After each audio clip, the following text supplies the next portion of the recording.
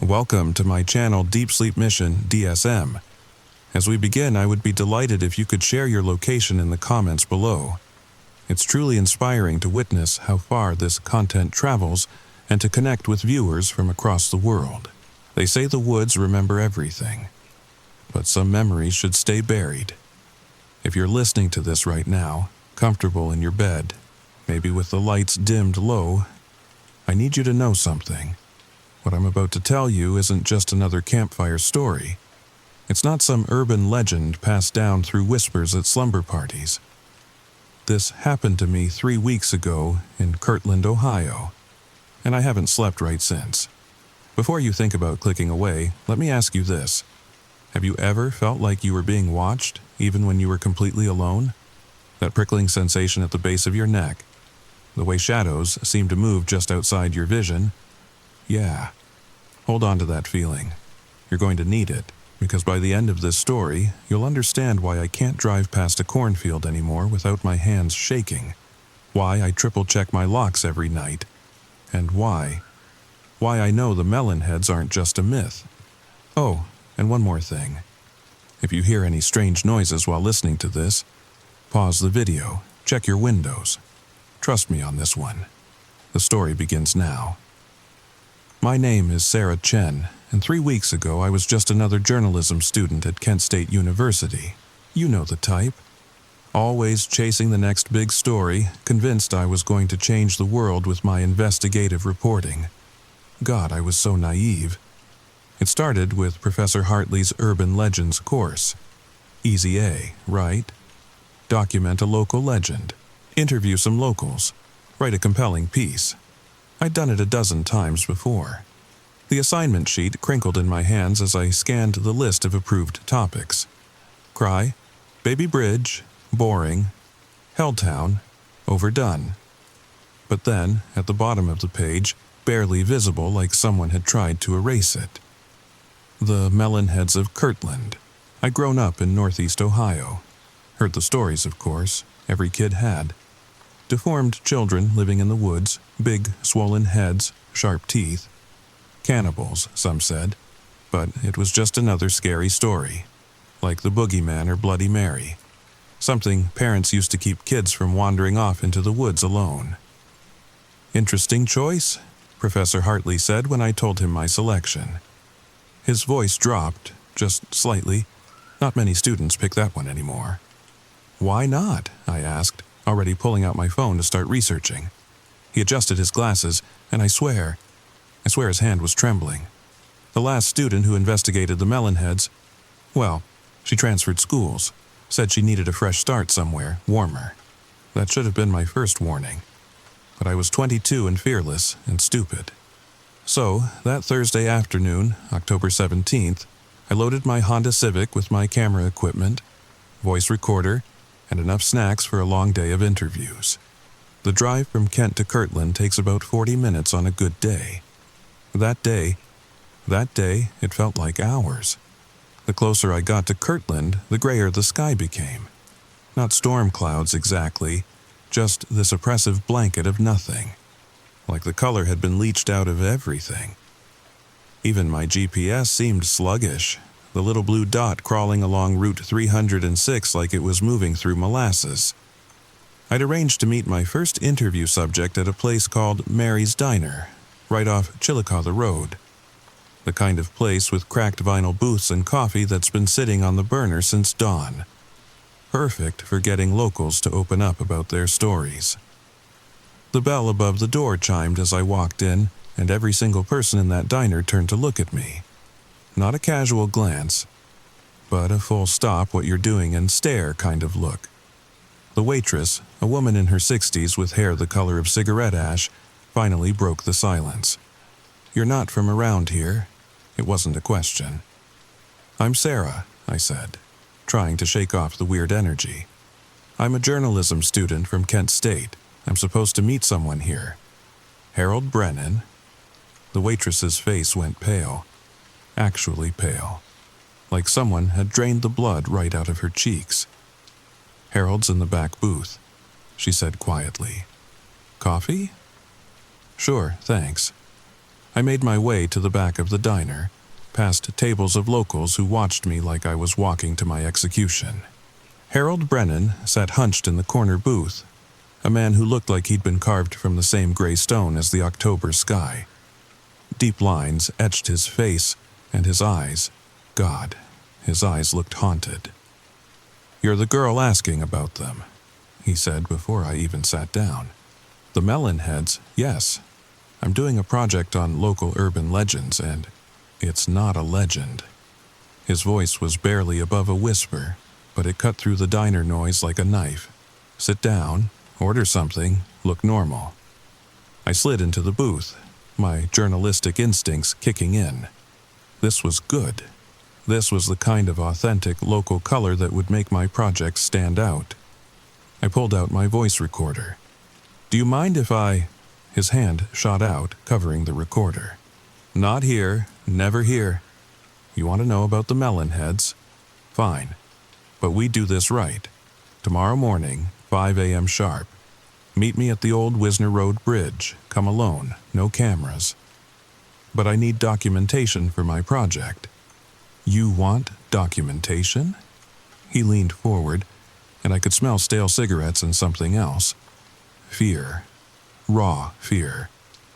"I'll give you documentation, but not here. Too many eyes, too many ears. They have friends, you know, people who protect them. People who—" The coffee cup shattered. The waitress had been setting it down on our table when her hand just spasmed. Hot coffee splashed across the formica, and she stammered apologies, mopping it up with shaking hands. But her eyes never left Harold's face. "I think you should go," she whispered. Not to Harold, to me. "Please, just go." Harold stood abruptly, tossing a 20 on the table. 5 a.m., Wisner Road Bridge. You want your story, you'll get it. But after that, you're on your own. He left without another word, and I sat there in that booth, watching coffee drip onto the floor, wondering what I'd just gotten myself into.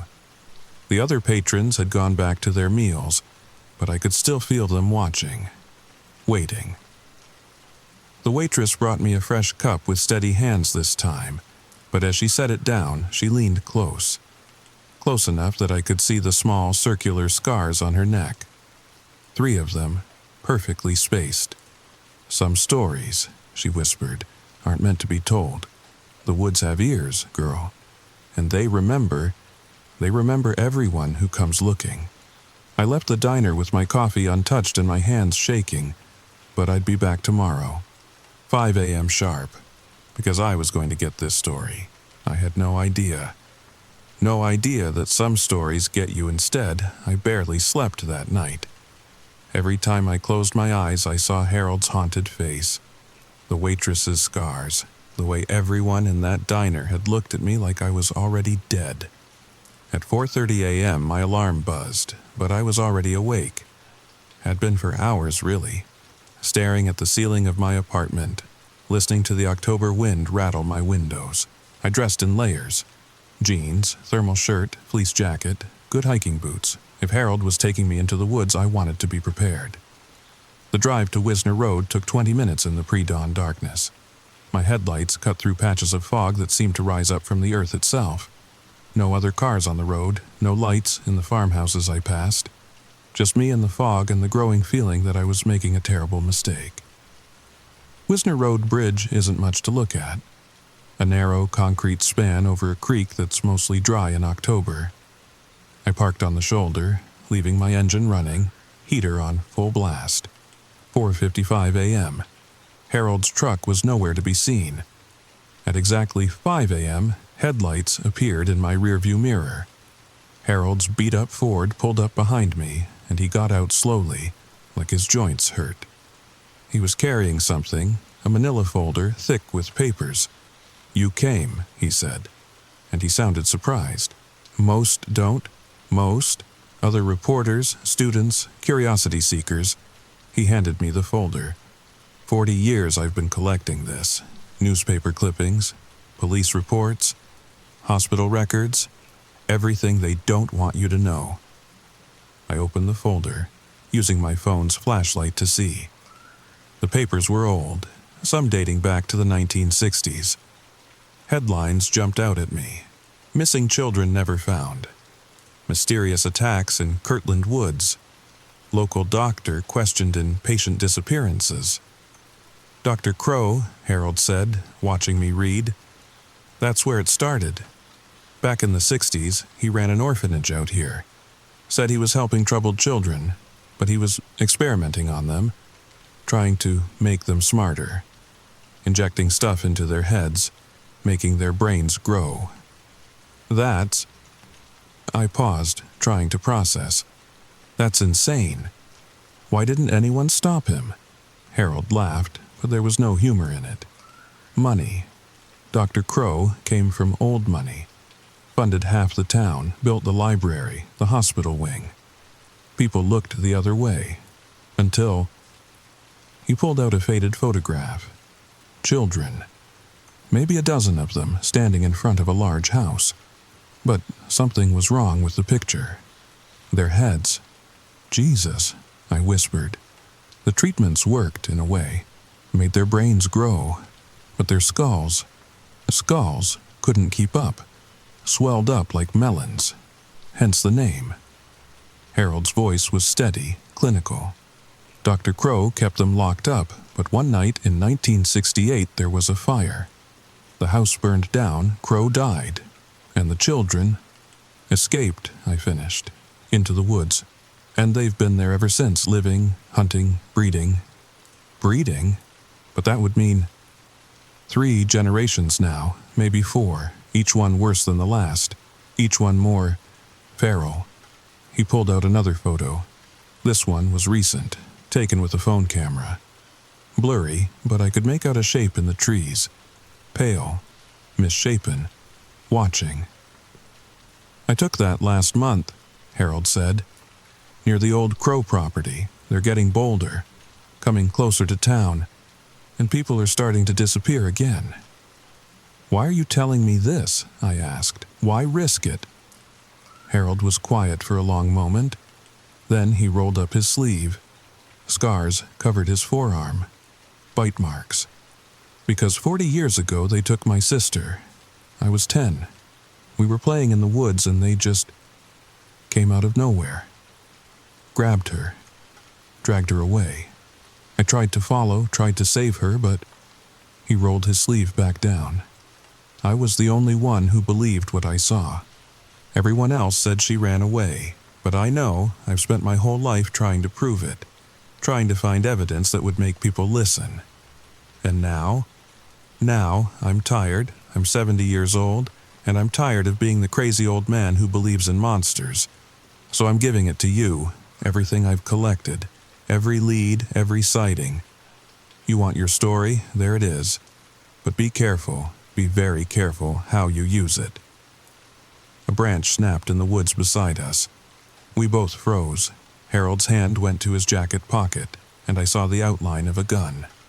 Get in your car, he whispered. Now! Another snap, closer. And then, oh God, then I heard it. A sound I'll never forget. Like laughter, but wrong. Too high, too sharp, like something trying to imitate human joy, but not quite understanding how. Now! Harold shoved me toward my car. I ran, fumbling with my keys, yanking the door open. In my side mirror, I saw Harold backing toward his truck, gun drawn. And behind him, just at the edge of the woods, eyes, dozens of them, reflecting in the pre-dawn light like stars. I slammed my car into gear and floored it, tires squealing. In my rearview mirror, I saw Harold make it to his truck, saw him peel out behind me. We drove like hell down Wisner Road, not stopping until we hit the main highway. My phone rang. Harold, you okay? His voice was shaking. Yeah, I think so. What was that? That was them letting us know we talked enough. They don't usually come that close to the road, not unless... He paused. Unless they're hunting someone specific. Specific? You mean, check your car when you get home. All of it, under it, in the wheel wells, everywhere. Why? Because they mark people sometimes. People who get too close to the truth. People like... The line went dead. Harold? Harold. I tried calling back. No answer. I drove straight home, my hands shaking so badly I could barely hold the wheel. In my apartment parking lot, I did what Harold said, checked everywhere, and that's when I found it. Tucked under my back bumper. A small bundle of sticks and hair tied together with what looked like sinew, and carved into the largest stick, crude but unmistakable. A face, with an enormous, swollen head. They'd marked me. The melon heads knew who I was now, and according to everything in Harold's file, once you were marked, they never stopped hunting you. Never. I spent the next 3 days going through Harold's files. Every newspaper clipping, every police report, every grainy photograph. The deeper I dug, the more disturbed I became. Dr. Cornelius Crowe had been a respected physician in the 1960s. Wealthy, influential, connected.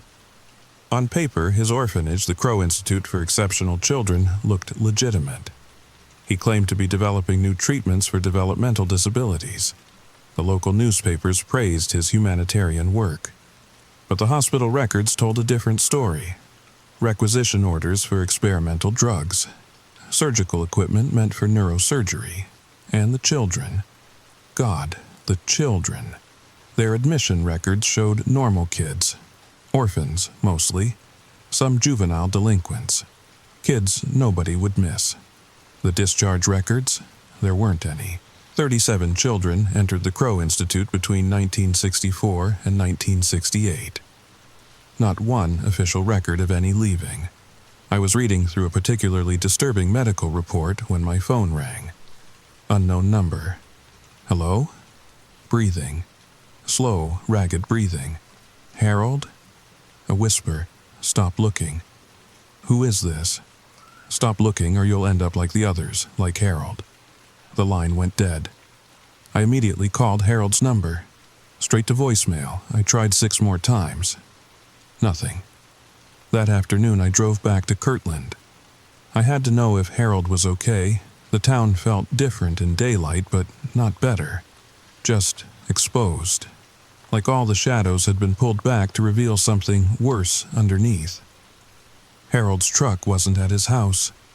Newspapers piled on his porch. Mail overflowing from the box. I knocked anyway, called his name.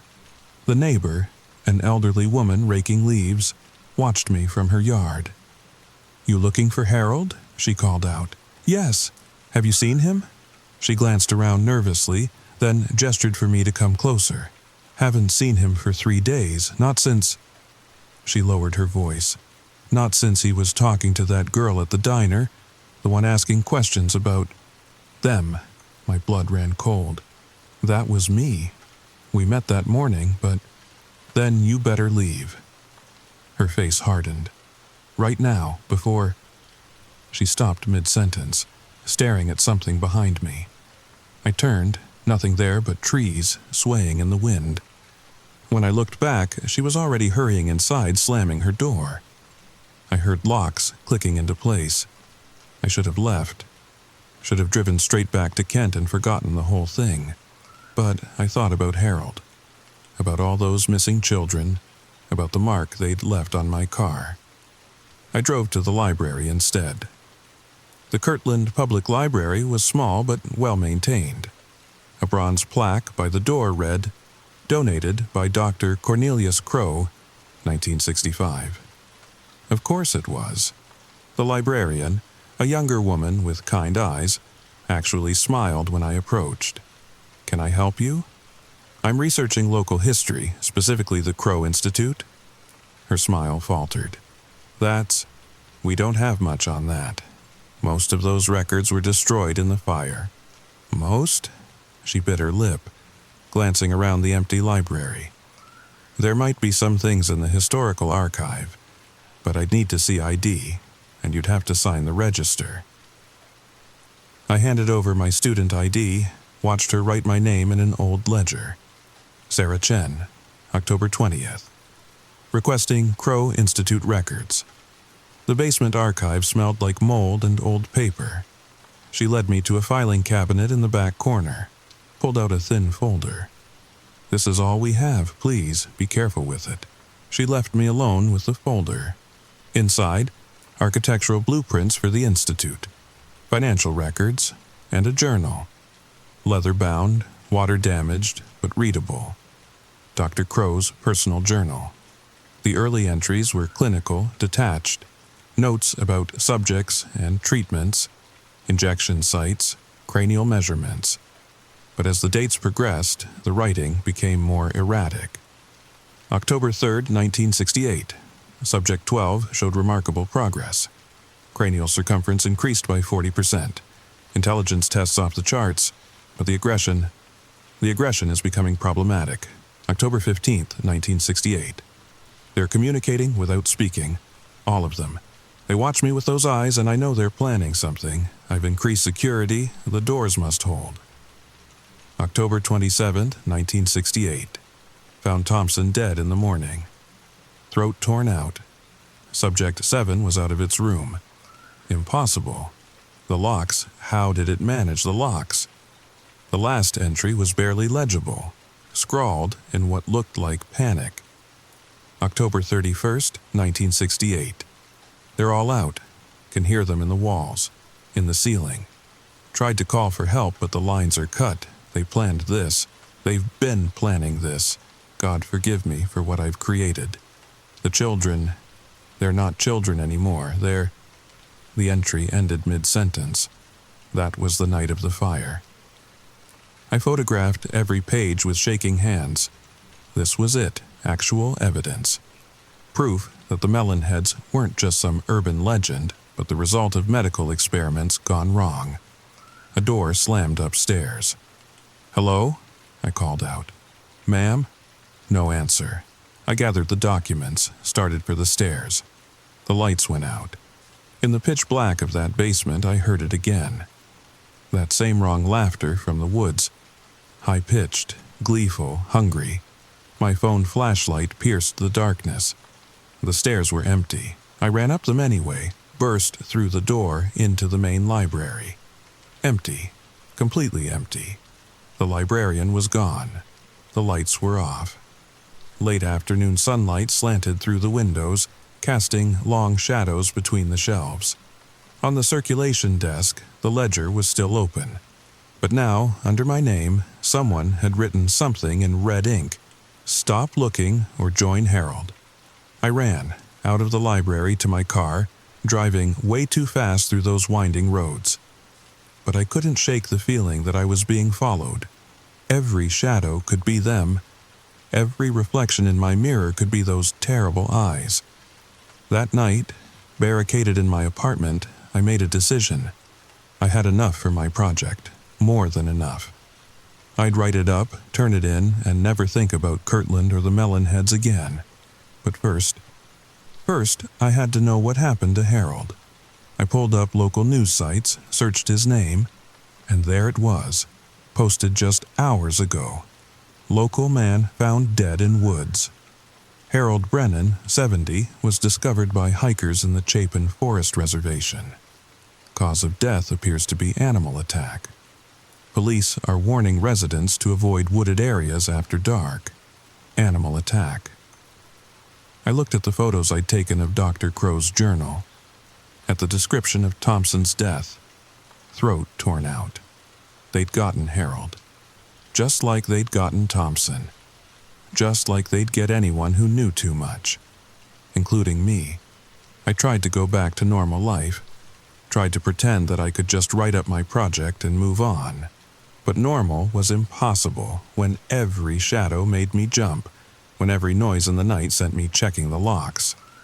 3 days after finding out about Harold, things escalated. It started small. Items in my apartment moved slightly. My laptop open when I knew I'd closed it. The window I always kept locked, standing wide open when I got home from class. Then the photographs appeared, slipped under my door while I slept. Polaroids, me at the library, me at the gas station, me in class, always taken from a distance, always slightly blurry, but unmistakably me. And in each one, if you looked closely, you could see them in the background, pale shapes in the shadows, getting closer with each photo. I went to the police. The officer, a tired-looking man named Davidson, barely glanced at the photos. "You're saying someone's stalking you?" "Not someone, something. Haven't you heard about Harold Brennan? About the others who've gone missing?" He sighed. "Miss Chen, Harold had a history of mental illness. He'd been telling those melonhead stories for decades. As for these photos, probably just some creep from campus. We'll increase patrols around your building." "Did you even look at what's in the backgrounds?" "Look." I shoved a photo at him, pointing to the pale figure barely visible behind a tree. He squinted. "I see shadows. Pareidolia. Your brain making patterns where there aren't any. You're stressed, scared. It's understandable. But there's no such thing as..." The lights in the station flickered and died. Emergency lighting kicked in, bathing everything in red. Officers scrambled, radios crackling. And in that chaos, I heard it. We all did. That horrible, high-pitched laughter echoing through the building. Davidson's face went white. He grabbed my arm. "Get out, now." "But now." I ran for the exit, but the front doors wouldn't budge. Electronic locks, dead without power. Other people were pushing, shouting, and then the windows started breaking. They came through like pale spiders, all elongated limbs and swollen heads, moving too fast, too wrong. In the red emergency lighting, their eyes glowed like hot coals. People screamed. Gunshots rang out. I saw one of them leap onto an officer, saw teeth. Too many teeth, tear into flesh. Davidson shoved me toward a side exit, fumbling with keys. "Manual lock," he gasped, finding the right key. "Go, run!" The door swung open and I bolted into the night. Behind me, the sounds, God, the sounds, screaming, breaking glass, that laughter multiplied into a chorus. I made it to my car, hands shaking so badly it took 3 tries to start it. As I peeled out of the parking lot, I saw them swarming the building. Dozens of them. How were there so many? The radio crackled to life as I drove. Emergency broadcast. Kirtland Police Station. Massive animal attack. Residents advised to stay indoors. National Guard being mobilized. Animal attack. Even now, even with witnesses, they wouldn't say the truth. I drove without thinking, just needing to get away. But somewhere outside of town I realized I wasn't heading home.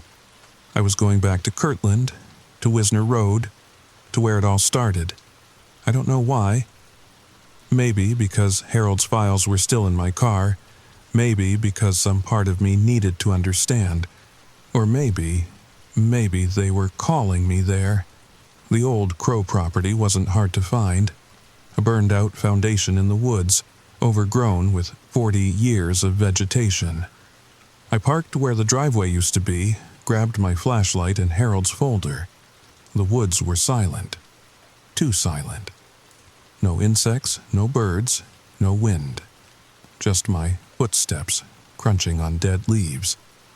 In the center of the old foundation, stairs led down to what must have been a basement. The fire hadn't touched it.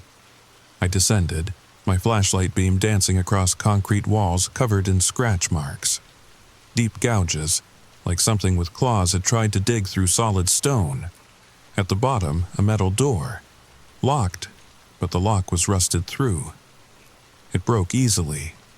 The room beyond defied explanation. Hospital equipment, decades old but preserved. Operating tables with leather straps, shelves of specimens in jars, and the walls covered in children's drawings. Stick figures with enormous heads. Crude pictures of doctors and needles and pain. In the corner, a filing cabinet. More complete records than Harold had found. Dr. Crow hadn't just been experimenting randomly. He'd been following instructions.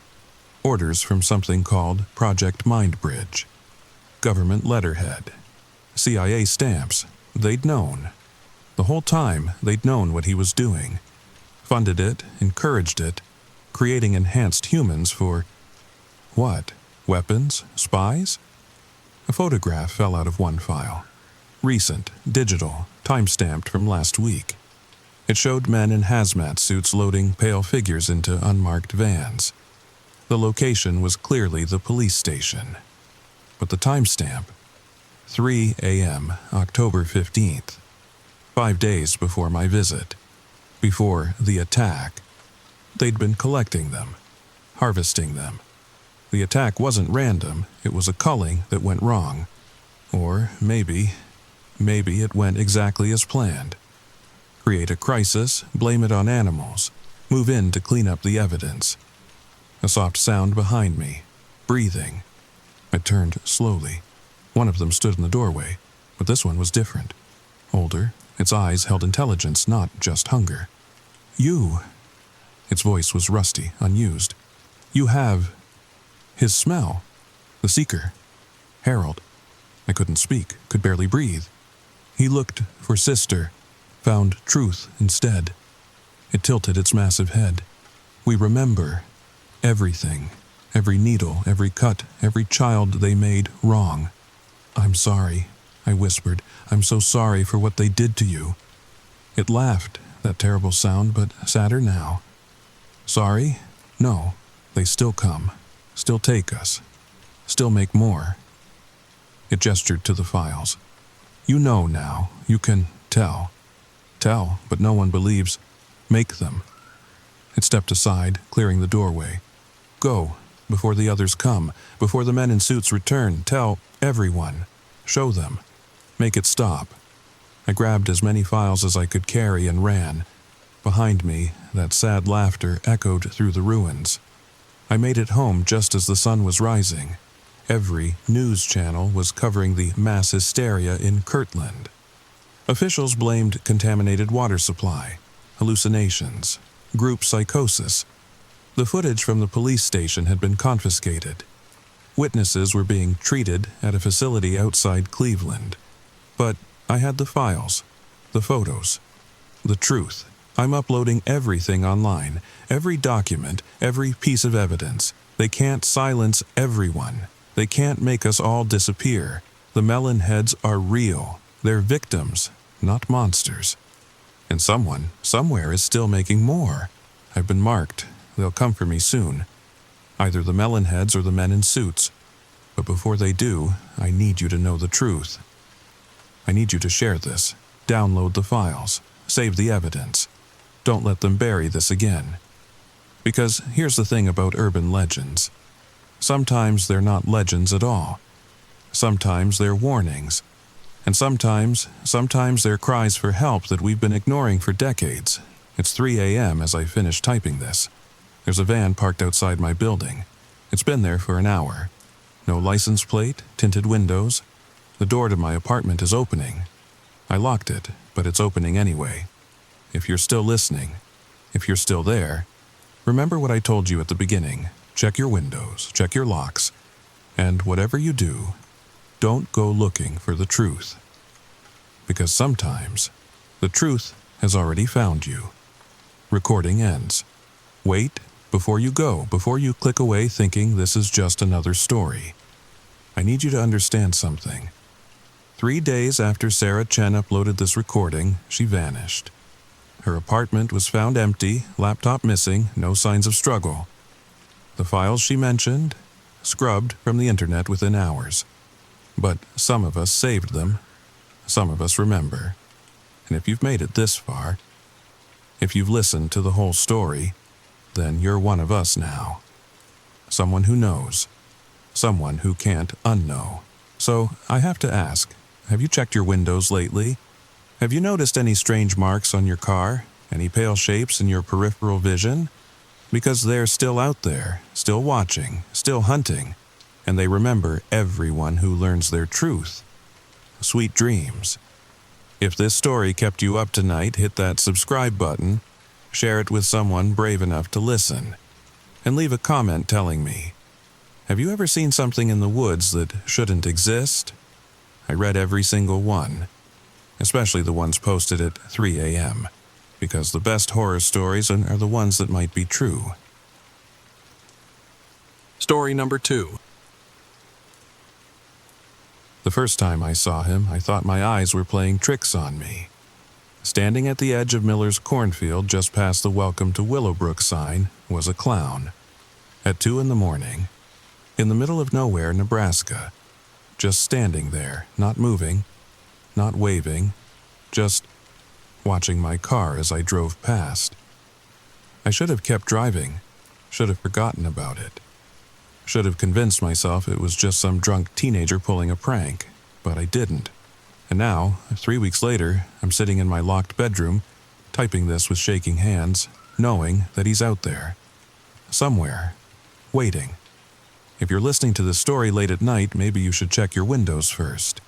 Make sure they're locked. Because once you know about him, once you really see him, he sees you too. But I'm getting ahead of myself. Let me tell you what happened. Let me tell you why small towns across the Midwest are whispering about the phantom clown, and why you should pray he never comes to yours. Now, let the story begin. My name is Sarah Chen, and I'm a traveling nurse. I go where I'm needed, usually to small towns that can't keep medical staff.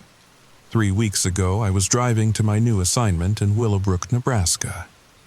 Population 2,847, the kind of place where everyone knows everyone and nothing ever happens. Or so I thought. It was a Tuesday night, no, early Wednesday morning, technically, 2:17 a.m. according to my dashboard clock. I remember because I kept glancing at it, calculating how many hours of sleep I'd get before my first shift. The radio was playing some old Johnny Cash song, static creeping in at the edges because even the radio waves seemed to avoid these empty stretches of highway. That's when I saw him. At first, it was just a splash of color in my peripheral vision, red and yellow and blue, garish against the brown October cornstalks. My foot eased off the gas pedal instinctively, my tired brain trying to process what I was seeing. A clown, full costume, oversized shoes, rainbow wig, the works. Standing perfectly still about 20 feet from the road, just at the edge of where my headlights could reach. His face was painted white, but in the harsh glare of my high beams it looked almost gray, like old paper. His smile was painted on, of course, but it was too wide. It stretched past where a normal smile should end, curving up toward his ears in thick red paint.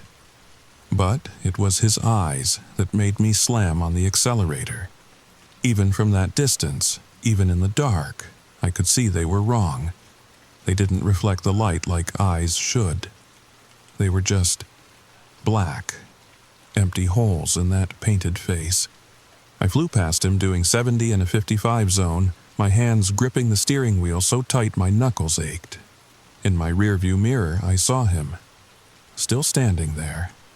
Still facing the road. But now, I swear his head was turned following my car. Just a prank, I told myself, my voice too loud in the suddenly silent car. The radio had cut to static. Some kid trying to freak people out. Halloween's coming up, that's all. But kids don't usually stand in cornfields at 2 a.m, and they definitely don't stand that still. I didn't sleep much that first night in Willowbrook. Kept seeing that painted face every time I closed my eyes. Kept hearing sounds outside my motel room window. Footsteps that were too heavy, too deliberate, too close. The next morning, I almost convinced myself I'd imagined it. Overtired from the drive. Too much coffee, too many true crime podcasts. But then, I went to the diner for breakfast. And everything changed. Mabel's Diner was exactly what you'd expect in a town like Willowbrook. Red vinyl booths, checkered floor, coffee that could strip paint. I sat at the counter, ordered eggs and toast, and tried to shake off the weird feeling that had followed me since last night. "You're the new nurse," the waitress said. It wasn't a question. Small towns always know when someone new arrives. "I'm Donna. Welcome to Willowbrook." "Thanks," I managed, wrapping my hands around the warm coffee mug. "I'm Sarah." "You look tired, honey. Long drive?" I nodded. then found myself asking, "Hey, this might sound weird, but does anyone around here dress up like a clown? You know, for Halloween or whatever?" The coffee pot in Donna's hand trembled. Just slightly, just enough for me to notice. "Why do you ask?" Her voice was different now. Careful. I thought I saw someone last night, by Miller's cornfield, probably just tired eyes playing tricks. The diner had gone quiet. I hadn't noticed when the conversation stopped, but now the silence was deafening. Every face was turned toward me, every eye was wide. An old man in overalls at the end of the counter cleared his throat. What did he look like? It was dark, red and yellow costume, big shoes, painted smile. I tried to laugh. It came out wrong. Like I said, probably just, "You saw him." The old man's voice was flat. Final. "The phantom clown. You actually saw him."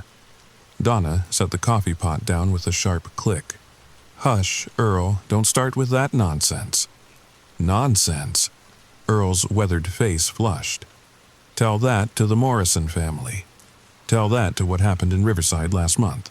Or Copper Falls the month before that." "Earl." Donna's voice held a warning, but I was already leaning forward. "What happened? What are you talking about?" Earl looked at Donna, then at the other patrons, all of whom seemed to be holding their breath. Finally, he turned back to me. "Started about 6 months ago," he said, voice low. "Small towns. Always small towns. First, someone sees him, standing somewhere he shouldn't be. Middle of the night, usually. Cornfield, empty parking lot.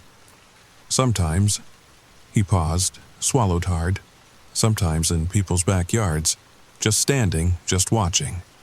My coffee had gone cold in my hands. Then others start seeing him, different places, different times, but always the same clown. Always that same wrong smile. And then, Earl stopped. "Then what?" My voice was barely a whisper. "Then people start disappearing." The words hung in the air like a physical thing. I wanted to laugh, wanted to tell them they were being ridiculous. But I kept seeing those black, empty eyes in my mind.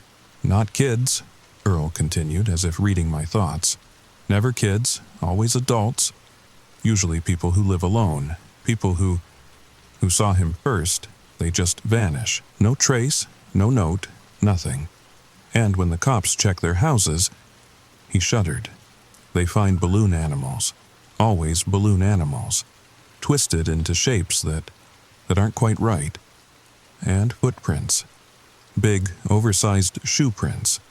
Leading from the street to the front door, but never leading back out." "That's enough." Donna's voice was sharp. "You're scaring the poor girl." But I wasn't scared, not exactly. I was something else, something worse, because I believed him, every word. "How many towns?" I asked. "4 that we know of," Earl said. "Maybe more. Small places, places where people might not report it right away. Places where folks disappear and nobody outside notices for a while." "And it always starts the same way? Someone sees him standing somewhere?" Earl nodded slowly. "Always the same. First one person, then more, then..." He made a gesture with his gnarled hands. Like something disappearing into smoke, I pushed my untouched eggs away. "Has anyone here? Has anyone in Willowbrook seen him? Before last night, I mean?" The silence stretched out. Then Donna spoke, her voice barely audible. "Tom Garrett said he saw something 2 nights ago, out by the old gas station on Route 49. But Tom drinks, so nobody paid him much mind. 2 nights ago, the night before I arrived." "Where's Tom now?" I asked, though I suspected I already knew the answer. "Nobody's seen him since yesterday morning," Donna admitted. "But like I said, Tom drinks. He's probably sleeping it off somewhere." I stood up, dropped a 20 on the counter. "I need to go." "Wait." Earl grabbed my wrist. His hand was cold, papery. "If you really saw him, if he's really here, you need to be careful. They say he doesn't like it when people talk about him. They say it makes him notice you more." I pulled my hand free. Then, why did you tell me all this? Earl's eyes were haunted. Because you needed to know. Because maybe if you know, you can... I don't know, maybe you can get out, leave town, before he really sees you. But we both knew it was too late for that. He'd already seen me. And I'd seen him. That was 3 weeks ago. 3 weeks of jumping at shadows. 3 weeks of balloon animals appearing in places they shouldn't be. 3 weeks of oversized footprints in the mud outside my window. And now I know he's coming for me. Because last night I saw him again. And this time he wasn't standing still. After leaving the diner, I did what any rational person would do. I Googled it. Sitting in my car in the hospital parking lot 10 minutes before my shift, I typed "Phantom Clown Small Towns Disappearances" into my phone. Nothing. Well, not nothing exactly. Lots of results about the 2016 clown sightings, some urban legends, creepypasta stories, but nothing about what Earl described. Nothing about balloon animals and missing people in small Midwest towns going quiet.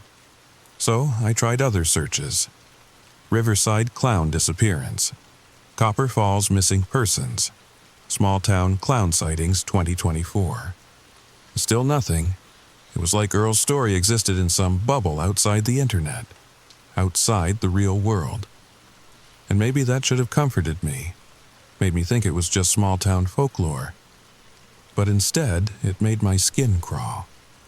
Because in today's world, everything ends up online.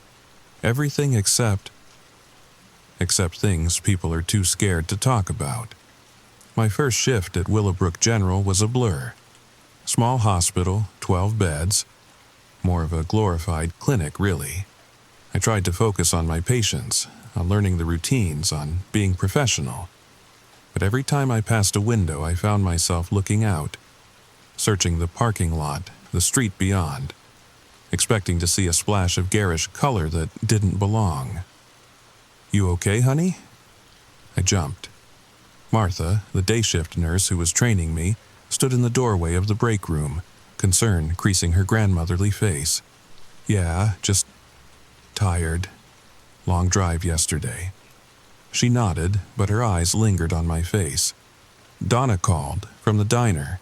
Said you were asking about unusual things." My stomach tightened.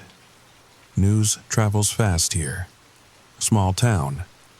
Martha shrugged, but there was tension in her shoulders. "Listen, I don't know what Earl told you, but have you seen him?" The question burst out before I could stop it. "The clown?" Martha went very still. Then, slowly, she stepped into the break room and closed the door behind her. "Not me," she said quietly, "but my neighbor, Mrs. Patterson. She mentioned seeing something strange last week, before Tom Garrett started talking about it. Said she woke up around 3 a.m. to let her cat in and saw someone in her backyard, just standing there, facing her house. Did she call the police? She did. They came out, looked around, found some big footprints in her flower bed. Figured it was kids playing pranks, but what?" Martha hesitated. "The footprints only went one way, into the yard, not back out. Like whoever made them just vanished." The word hung between us. Vanished, like the people in Earl's story. "Is Mrs. Patterson okay?" I asked. She was, until yesterday. Her daughter called this morning. Said she can't find her mom. House is locked up tight. Cars in the driveway. But Gloria Patterson is just gone. My hands were shaking. I clasped them together to make it stop. "And the police? What do they say?" Martha's laugh was bitter. "What police? We've got Sheriff Davidson and 2 deputies for the whole county. They're treating it like she wandered off. Dementia, they're saying." Except Gloria's mind was sharp as a tack. "Martha," I kept my voice steady. "Earl mentioned balloon animals. In the houses where people disappeared, was there..." "Stop." Martha held up a hand. "Just stop. I don't want to know. I don't want to think about it. And if you're smart, you'll do the same. Do your job. Keep your head down. And maybe think about finding another assignment. somewhere far from here." She left before I could respond, but her words stayed with me through the rest of my shift, through the drive back to my motel, through the tasteless dinner I picked at while watching the local news report. Absolutely nothing about Gloria Patterson's disappearance. That night, I broke my own rule. I told myself I wouldn't look into it anymore, wouldn't feed the fear. But at 11 p.m., I found myself in my car, driving toward Mrs. Patterson's house. I don't know what I expected to find. Police tape maybe, concerned neighbors, some sign that a woman had vanished from her home without explanation. Instead, I found darkness. The house sat quiet and undisturbed on Elm Street, porch light on, looking exactly like every other house on the block, like nothing had happened, like Gloria Patterson had never existed at all. I parked across the street, engine running, trying to convince myself to leave. But something made me stay. Some morbid curiosity maybe, or maybe just the need to prove to myself that this was all coincidence. Small-town gossip blown out of proportion. That's when I saw it. A shadow moving behind the house. Too tall, too fluid. Wrong in a way my brain couldn't quite process. I turned off my engine. The sudden silence was deafening. My hand found my phone, thumb hovering over 911, even though I knew how ridiculous I'd sound. "Hello, police? I'm stalking a missing woman's house, and I saw a shadow." But then the shadow moved again, and this time it passed under the streetlight at the corner of the yard. Red and yellow and blue. Oversized shoes that made no sound on the pavement. That same painted smile that went too far, too wide. And he was carrying something. Multiple somethings, hanging from his white-gloved hands. Balloon animals. But they were wrong. Even from across the street I could see they were wrong. The shapes were twisted, complex in ways balloon animals shouldn't be. Like MC Escher had decided to take up party entertainment. They seemed to writhe in his grip, though that was impossible. Just latex and air, nothing more. He walked to the front door of Gloria Patterson's house, didn't knock, didn't use a key, just stood there, head tilted at an angle that made my neck ache in sympathy. Then he raised one hand and pressed it flat against the door. The door swung open, silently, impossibly, because I could see from here that it had been locked. There was police tape across it which fell away like cobwebs at his touch. He stepped inside.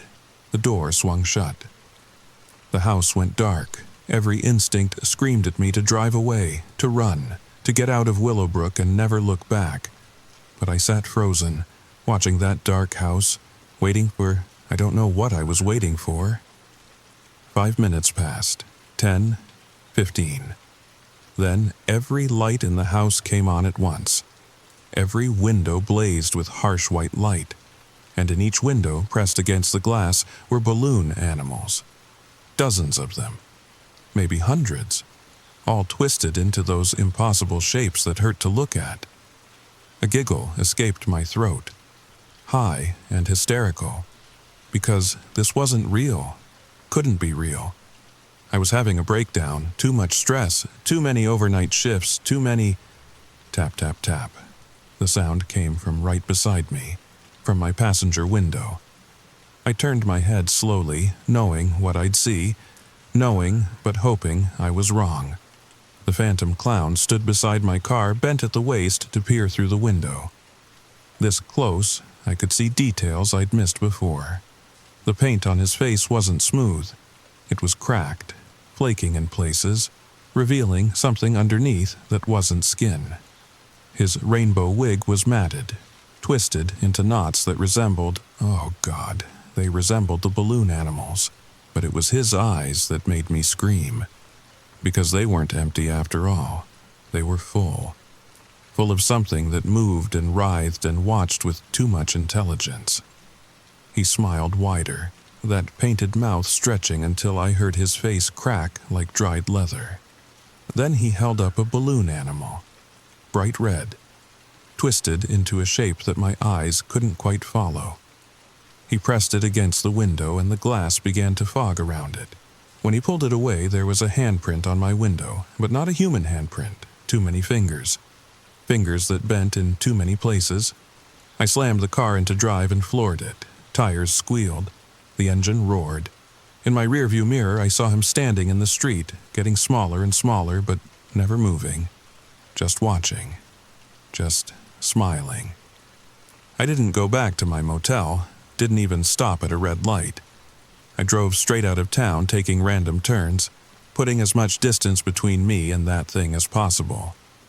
I drove until the sun came up and my gas tank was nearly empty. But here's the thing. Here's the thing that made me finally pull over on some empty country road and sob until I couldn't breathe. The balloon animal was on my passenger seat. A twisted red thing that hurt to look at. Sitting there like it had been there all along, like it belonged there. And attached to it was a note, not handwritten. Letters cut from magazines and newspapers like some cheesy movie ransom note. But what it said was anything but cheesy. You can't leave Sarah. The show must go on, and you're part of the act now. I burned the balloon animal on the side of the road, watched it melt and twist and release smoke that smelled like copper and childhood nightmares. Then I got back in my car and drove back to Willowbrook. Because he was right. I was part of it now, and running wouldn't change that. I need you to understand something. When you're trapped in a nightmare, you start looking for patterns, rules, some kind of logic to make sense of the madness. That's what I did over the next few days. I became obsessed with understanding the phantom clown. I called in sick to work, told Martha I had the flu. Then I locked myself in my motel room with a notebook, my laptop, and enough coffee to kill a horse. If this thing was hunting me, I needed to know how, why, when. The pattern started to emerge on day 2. First, I mapped out everything Earl had told me. 4 towns, always small, isolated places. I found them on Google Maps. Riverside, Copper Falls, Millbrook, and Ashton. Drew lines between them. No obvious connection, different counties, different states even. Ashton was across the border in Iowa, but then I looked at the dates, or tried to. See, that was the first weird thing. I couldn't find any news articles about disappearances in those towns. Not one. But I did find something else. Community Facebook pages, small-town newspapers with archives, little digital breadcrumbs that painted a picture when you put them together. In each town, about a month before the clown sighting started, something changed. A new business opened, or an old one closed. A beloved teacher retired, a pastor moved away. Small changes. The kind that wouldn't make news outside the city limits, but changes that mattered to the people living there. Changes that made the community feel unsettled, vulnerable. Like something had loosened the fabric of the town just enough for something else to slip through. Willowbrook fit the pattern. 3 weeks before I arrived, the old sheriff had died. Sheriff Murphy, been in office for 32 years, knew everyone, kept things running smooth. Now, young Sheriff Davidson was in charge, and people weren't sure about him yet. The town felt unmoored. That's when the sightings started. Always the same progression. One person sees him, tells others. More sightings follow. Then people start finding balloon animals. Not just any people. The ones who'd seen him. The ones who'd talked about him. And then they disappear. But here's what Earl hadn't mentioned. What maybe he didn't know. The disappearances followed a pattern, too. 3 days after the first balloon animal appeared, the person vanished. Always 3 days. Like clockwork. I'd found my balloon animal 2 days ago, which meant I had less than 24 hours. The funny thing about impending doom is how it clarifies your priorities. I could run, pack up right now and drive until my car broke down, but I'd tried that. and the balloon animal had followed me. Appeared in my car like some sick magic trick. No, running wasn't the answer. But maybe understanding was. I spent the rest of that day doing something stupid, something dangerous. I went looking for him. Not at night, I wasn't that far gone. But in the bright October sunshine, I drove to every place he'd been seen. Miller's cornfield, the old gas station, Mrs. Patterson's house. Though I didn't get out of the car for that one. The windows were still full of balloon animals, even though the police tape was fresh. Nobody had gone in to clear them out. Nobody wanted to. At each location I looked for, I don't know, clues? Some sign of how he moved around, where he came from? But there was nothing. No footprints except at Mrs. Patterson's, no disturbed cornstalks, no evidence he'd been there at all except for the testimonies of terrified people. It was at the fourth location, the elementary school playground where a janitor had seen him 3 nights ago, that I found something.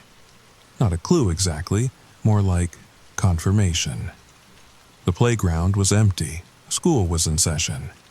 I sat on a swing, notebook in my lap, trying to think, like, what? Like an interdimensional clown monster? The absurdity of it all hit me, and I actually laughed. Here I was, a grown woman, trying to solve the mystery of a killer clown like I was in some budget horror movie. It's not funny. The voice came from behind me. I spun around so fast I nearly fell off the swing. A little boy stood at the edge of the playground. Maybe 7 or 8. Blonde hair, Spider-Man backpack. He should have been in class. "What's not funny?" I asked, trying to keep my voice calm. "The funny man. That's what my sister calls him. But he's not funny at all." My blood went cold. "Your sister saw him?" The boy nodded solemnly. "Last week, in our backyard. She told Mom, but Mom said it was just a bad dream. But I know it wasn't, because I saw him too." "Where's your sister now?" "Homesick. She's been sick since she saw him, won't eat, won't sleep. Just sits in her room making balloon animals." He paused. "But she's not very good at it. They all come out wrong." I stood up slowly. "What's your name?" "Tommy. Tommy Morrison." Morrison. Earl had mentioned that name. The Morrison family. Something had happened to them in one of the other towns. "Tommy, I need you to listen very carefully. You need to go back to class, and you need to tell your parents. Tell them you need to leave town, today, right now. Take your sister and go." His eyes were too old for his face. "It won't work," he follows, "my cousin in Riverside." They tried to run. He followed them all the way to Chicago, found balloon animals in their hotel room. They came back. Everyone always comes back. "Then what?" My voice cracked. "What are we supposed to do?" Tommy looked at the empty swings, the silent playground equipment. "My sister says he wants us to laugh. That's why he gets mad, because nobody laughs at his jokes. But his jokes?" He shuddered. "His jokes aren't funny, they're just wrong." A teacher appeared in the school doorway, scanning the playground. Her eyes found Tommy, and her face went tight with worry. "I have to go," Tommy said. "But lady, don't try to understand him. That's what Mr. Garrett did. Spent all his time trying to figure out the rules, the pattern, and look what happened to him." He ran toward the school before I could respond, but his words echoed in my head. Don't try to understand him. Too late for that. That night, I did something even stupider than looking for clues. I set a trap. Not a physical trap. I wasn't delusional enough to think I could catch him, but an informational trap. If he was following rules, patterns, then maybe I could disrupt them. Change the game. I went to every place he'd been seen and left something behind. A note. Same message at each location. "I know what you are. I know why you're here. Meet me at the water tower at midnight. Let's end this." It was a bluff. I didn't know what he was. Didn't know why he chose these towns, these people. But maybe that didn't matter. Maybe what mattered was making him think I knew. Then I went back to my motel and waited. 10 p.m., Nothing. 11 p.m., still nothing. 11:45. I grabbed my keys, my phone, a flashlight, and a knife, though I suspected it would be useless against whatever he was. The water tower stood at the edge of town, a rusty metal giant that hadn't been used in years. I parked at the base and got out, flashlight beam cutting through the darkness. "I'm here," I called out. "Just like you wanted." Silence. "I know you've been watching me, following me. So, let's talk. Tell me what you want." The wind picked up, sending dead leaves skittering across the ground. They sounded like footsteps, like oversized shoes shuffling through grass. "I figured it out," I lied. "The towns, the pattern. You feed on fear, don't you? On communities coming apart. That's why you wait until something destabilizes them, makes them vulnerable." A giggle, high and childlike and completely wrong. It came from everywhere and nowhere. "Close," a voice said. Not from behind me, not from in front, from above. I looked up. He hung from the water tower like a spider, limbs bent at impossible angles, that painted face grinning down at me. His wig hung loose, revealing a scalp that wasn't skin, but something that looked like paper mache. Cracked and peeling and wrong. "Not fear," he said, and his voice was like balloon animals rubbing together. "Loneliness, isolation. The spaces between people where the laughter used to be." He dropped, 30 feet straight down, landed without a sound, without bending his knees, just stood there, suddenly too close. "Every town has cracks," he continued. "Places where the community pulls apart. I slip through, make them laugh, bring them together. But you people..." His head tilted so far it should have snapped his neck. "You don't laugh anymore. You just scream. So I have to take you away, to somewhere you'll appreciate the joke." "Where?" My voice was barely a whisper. "Where do you take them?" His smile widened, kept widening. His face split open like overripe fruit. "Want to see?" And God help me, I did, because understanding was the only weapon I had left. "Yes," I said. He reached into his costume and pulled out a balloon. Red. Already twisted into one of those impossible shapes. He held it out to me. "Take it, hold it tight, and whatever you do..." His giggle scraped against my eardrums. "Don't let go." I took the balloon. The world exploded into color and sound and chaos. I was falling, flying, turning inside out. The balloon in my hand burned cold, so cold it felt like fire, and then I was somewhere else. I need to describe where he took me, but words feel inadequate, like trying to explain color to someone who's never seen. Imagine a place that's trying to be a circus but doesn't quite remember how. Big top tents that breathe like living things. Carnival music that plays backwards, each note arriving before it's played. Spotlights that cast shadows instead of light. And the people, they were everywhere. Hundreds of them, maybe thousands. All the missing people from all the small towns. But they weren't quite right anymore. Their smiles were painted on like his. Their movements were jerky, puppet-like, and they were performing. Endless, meaningless performances. A man juggled objects that weren't there. A woman walked a tightrope that existed only in her mind. Children that weren't children anymore made balloon animals that screamed silently when twisted into shape.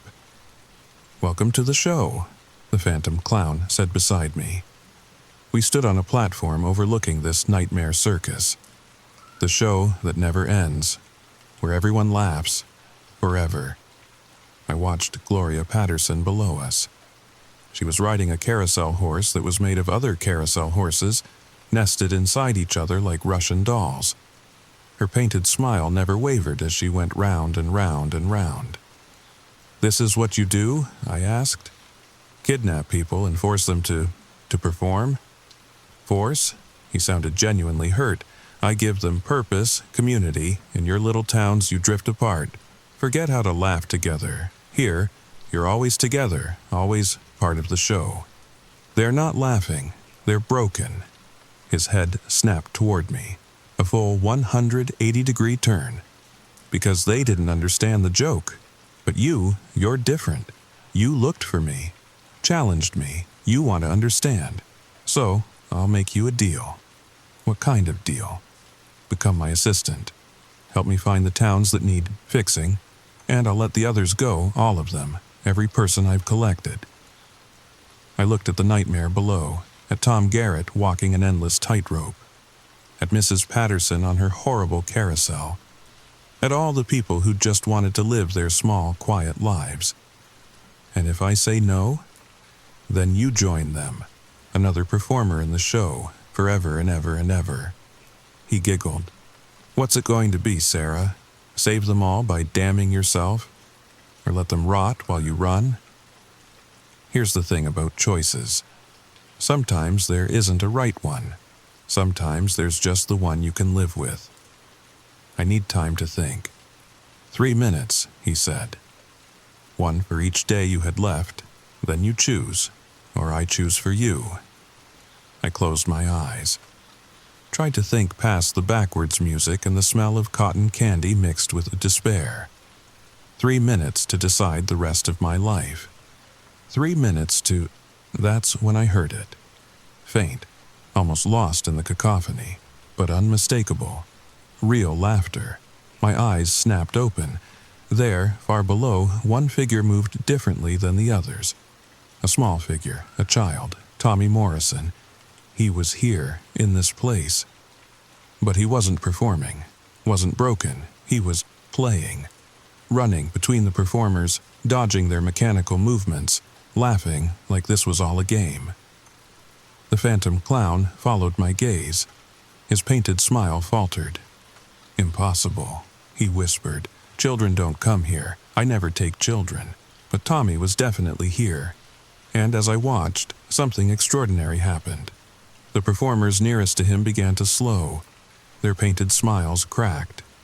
Mrs. Patterson's carousel horse stumbled to a stop, and she blinked like someone waking from a dream.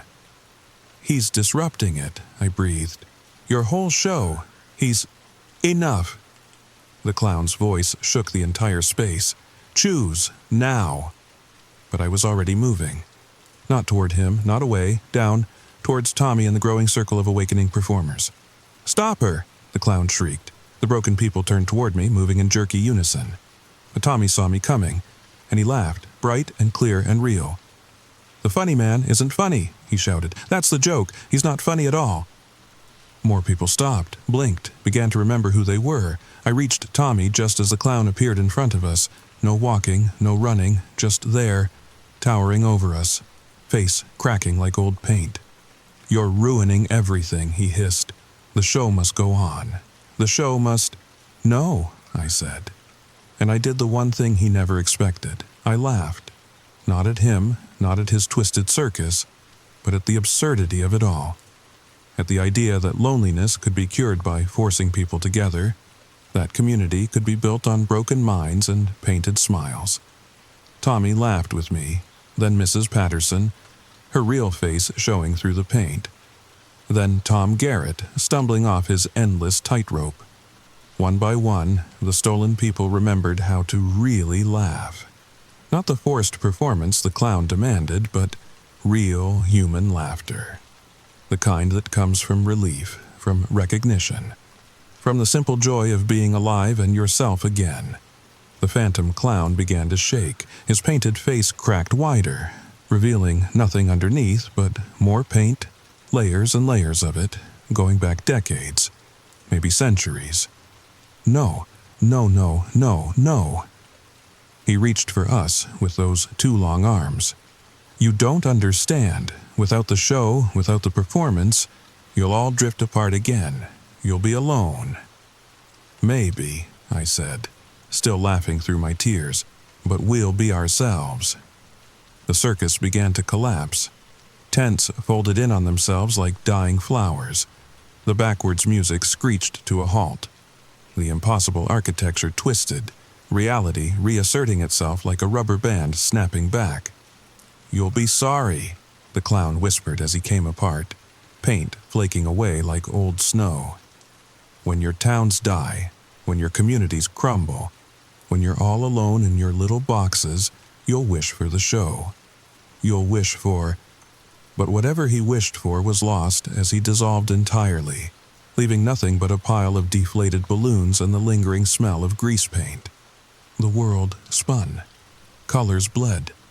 And then, we were in Miller's cornfield. All of us. Every missing person from Willowbrook.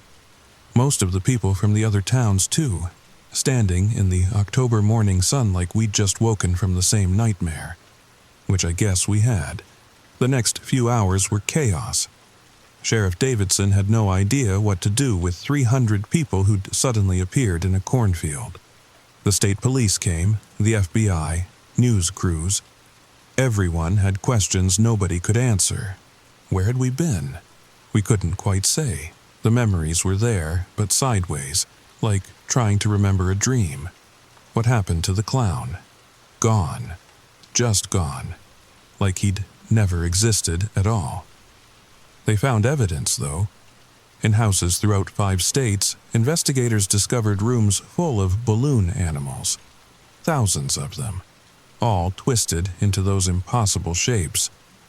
When they tried to move them, they dissolved into regular balloons, leaving everyone to wonder if they'd imagined the complexity. Tommy Morrison became a local hero, the boy who'd laughed at the monster and saved everyone. His family stayed in Willowbrook, said it felt like home now, like the town had been through something together and come out stronger. That's the thing about shared trauma. Sometimes it breaks communities apart, but sometimes, if you're lucky, it brings them together. I stayed too, finished my assignment at the hospital, even extended it. Willowbrook didn't feel like a place where nothing happened anymore. It felt like a place that had survived something, a place that knew how precious normal life could be. We never talked about it directly. Small towns don't work that way. But sometimes, at the diner or the grocery store, I'd catch someone's eye. Someone who'd been there, who'd seen the circus that wasn't. And we'd nod. A small acknowledgement. We made it. We're here. We're ourselves. Earl was right about one thing, though. The Phantom Clown had rules, patterns. He fed on isolation, on the cracks in community, but he'd made one mistake. He'd underestimated the power of genuine human connection, of real laughter, of a child's simple observation that the funny man wasn't funny at all. But here's the thing. Here's why I'm telling you this story now, 3 weeks later, sitting in my locked room with shaking hands. Last night, I got a call from my agency. There's a town in Missouri. Population 1,900. Their longtime mayor just died. The factory that employed half the town is closing. People are scared, isolated, drifting apart. And someone saw a clown standing in a wheat field at 2 a.m, just standing there, just watching. The agency wants me to take the assignment. Says they need an experienced nurse, someone who understands small towns. I should say no, should run, should never set foot in another small town as long as I live. But I keep thinking about Tommy's laughter, about communities coming together, about the fact that maybe, just maybe, knowing the rules means you can break them.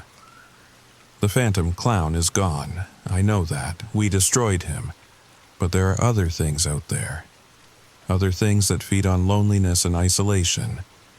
Other things that slip through the cracks when communities come apart.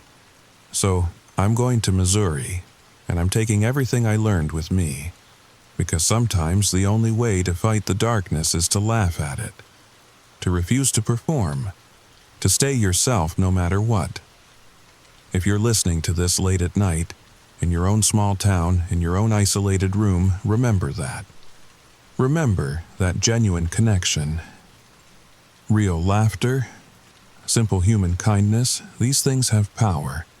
More power than any painted smile or twisted performance. And if you see something standing where it shouldn't be, watching from the shadows with eyes that aren't quite right, don't run. Don't hide. Don't let it isolate you. Find someone. Tell them. Laugh about it if you can. Because the monsters that feed on loneliness can't survive when people come together. The show doesn't have to go on. Not if we refuse to perform. Stay safe out there. Stay connected. And whatever you do, check your windows one more time before you sleep tonight. You know, just in case. Sweet dreams, listeners. And hey, if this story kept you up, if it made you think, if it made you want to check those windows, hit that subscribe button. Leave a comment about your own small town, your own strange sightings, because the more we share these stories, the less alone we are. And that's how we keep the real monsters at bay. Until next time, this is your host, reminding you that sometimes the scariest things are the ones that try to make us smile. Good night. Now, listen the whispers and make a decision whether we are going to cooperate with the whispers or we just want to skip them. But actually, no one can skip these whispers. If you walk away from them, they will run towards you until they reach you. They confront you, make you pay, make you suffer the same thing they suffer. There is no escape from them. If you want to escape, help them, so they can have peace, and you also can have it. Help, or you will ask for help soon. Share your personal horror experiences in the comments. Also, comment the part of the story that you find the most horror and terrifying. If you like this video, leave a like, share, and subscribe to this channel. Also, ring the bell icon so you don't miss the upcoming videos. Remember, don't run from whispers, because they follow you. They know you. They want you to listen, just confront them. Now, sleep well, or should I say, have a haunted night. Story number 3. The coffee mug slipped from my fingers, crashed against the diner floor, and in that moment of shattering porcelain I saw it.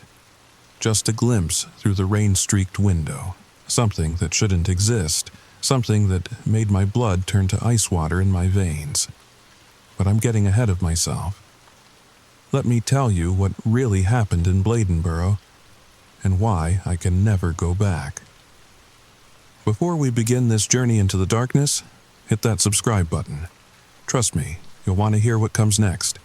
And stick around till the end, because what I discovered will change everything you thought you knew about small-town legends. The story begins now.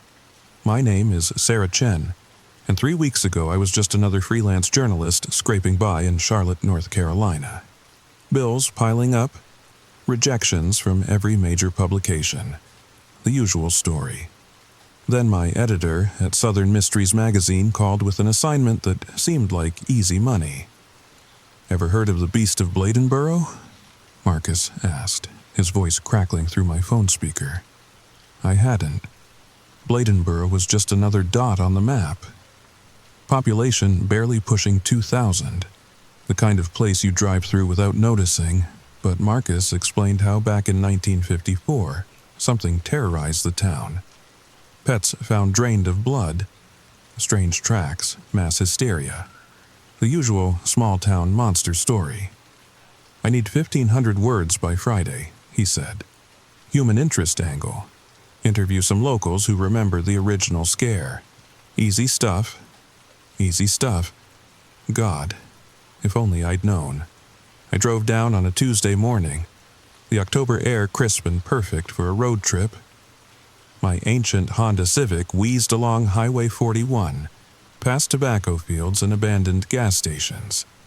The further I got from Charlotte, the more the modern world seemed to fade away.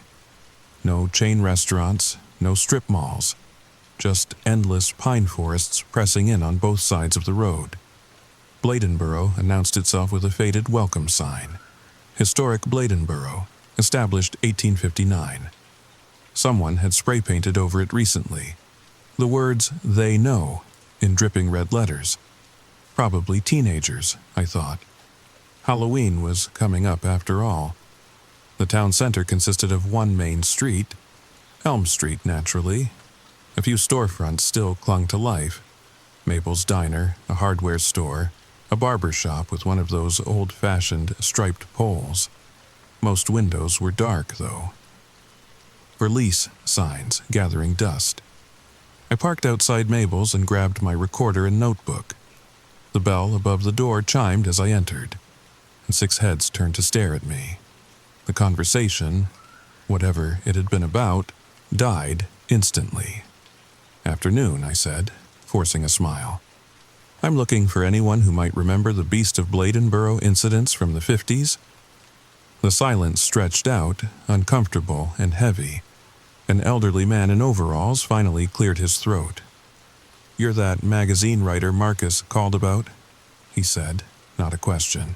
"That's right, Sarah Chen. I'm just doing a retrospective piece. Nothing. Best you turn around and head back where you came from."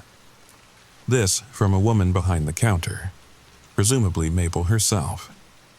Her eyes were hard as flint. Nothing good comes from digging up old stories, but the old man waved her off. "Now, Mabel. Girl's just doing her job." He gestured to the empty stool beside him. "Name's Earl Hutchinson. I was 14 when it all happened. Suppose I can tell you what I remember. The parts that are safe to tell, anyway. That last part should have been my warning, but I was thinking about my rent, about proving myself to Marcus, about everything except the real danger. I ordered coffee and pie, pulled out my recorder, and Earl began to talk. Started in December of '54, he said, stirring sugar into his coffee with deliberate slowness. Dogs and cats going missing at first, then Farmer Johnson found his hound, or what was left of it, torn apart, but the strange thing was hardly any blood on the ground, like something had drained it. He paused, glanced around the diner. Everyone had gone back to their meals, but I could feel them listening. Police said it was a wildcat, maybe a rabid dog, but the tracks... Earl shook his head. I saw them myself. Nothing natural made those tracks. Too big, wrong shape, and they just ended, like whatever made them vanished into thin air. "What did they look like?" I asked, pen poised over my notebook. Earl's hand trembled slightly as he reached for his coffee. "Like a cat, but not. Imagine a mountain lion's paw, but stretched out wrong. Toes too long, too many joints, and the stride..." He measured out a distance with his hands. 4 feet between steps. Whatever it was big. "The official story says the incident stopped after a few weeks," I prompted. "Official story says a lot of things." Earl's voice had dropped to barely above a whisper. "Truth is, they never really stopped. Town just got better at keeping quiet about it." My pen stopped moving. "What do you mean?" But Earl was already standing, throwing a few bills on the counter. "Said too much already. You want to know more? Ask Deputy Morrison. He keeps the old files. But Miss Chen..." He paused at the door. "Some stories are better left buried. This town, we've learned to live with our secrets. Outsiders who pry too deep, they tend to become part of those secrets." The bell chimed as he left, and suddenly the diner felt very cold. Deputy James Morrison looked like he'd stepped out of a Norman Rockwell painting. If Norman Rockwell painted exhausted law enforcement officers running on coffee and stubbornness. His office in the tiny Bladenborough Police Department was cramped, filled with filing cabinets that looked older than the building itself. "Earl Hutchinson sent you," he said. It wasn't a question. That old coot never could keep his mouth shut. "I'm just writing a historical piece," I assured him. "Nothing sensational, just the facts." Morrison studied me for a long moment, then sighed. "The facts. Right." He stood, walked to a cabinet in the corner, and pulled out a manila folder thick with age-yellowed papers. "These are copies of the original 1954 incident reports, and..." He hesitated, then pulled out another folder. "These are the ones we don't talk about." My heart rate picked up. "The ones you don't talk about? Every few years, sometimes longer, we get reports, always the same pattern. Animals missing, then found drained. Strange tracks, sometimes. He flipped through the folder, pulled out a photograph. Sometimes we get pictures. The photo was grainy, taken at night with a flash. But what I saw made my skin crawl. In the background, just at the edge of the light, was a shape. It could have been a shadow, a trick of the light, but it looked wrong. Too tall to be on all fours, too bent to be standing upright, and the eyes, 2 points of light reflecting the camera flash. When was this taken? My voice came out steadier than I felt. 3 months ago, Widow Patterson called about something in her backyard. By the time I got there, he shrugged. Just tracks. And her cat, what was left of it. 3 months ago, but I thought, you thought it was just a story from the 50s. Morrison leaned back in his chair. It creaked ominously. Miss Chen, every small town has its legends. Most of them are just that, legends. But Bladenboro, we've got something else. Something that comes and goes, feeds and vanishes. Been doing it for longer than anyone wants to admit. How long? He pulled out another paper. This one, handwritten in fading ink. Found this in the Historical Society archives. Diary entry from 1887. Local preacher writing about the demon that stalks Bladenboro. Same description, same feeding pattern, same tracks. My journalistic instincts were screaming. This was bigger than a fluff piece. This was a real story. Can I see the recent incident sites? Morrison looked at me like I'd suggested jumping off a bridge. You want to go poking around where that thing's been hunting? It's broad daylight, and I'll be careful. He laughed, but there was no humor in it. Daylight. You think that matters? Miss Chen, I've lived in this town my whole life. My daddy was a deputy. His daddy before him. We've all seen things, heard things. That creature, whatever it is, it doesn't follow our rules. Then why stay? I asked. Morrison's expression softened. Because it's home. Because someone has to keep watch. And because... He paused, seemed to wrestle with something. Because leaving might be worse. The few folks who've tried to tell this story to the outside world, let's just say they had real bad luck. Car accidents, house fires, disappeared on hiking trips. Coincidences officially, but we know better. A chill ran down my spine. Are you threatening me? Warning you, there's a difference. He stood, handed me the folders. Take these, make copies if you want. But think real hard about what you do with them. Some knowledge, it's like a scent. Once you have it, certain things can smell it on you. I took the folders, my hands only shaking slightly. One more question.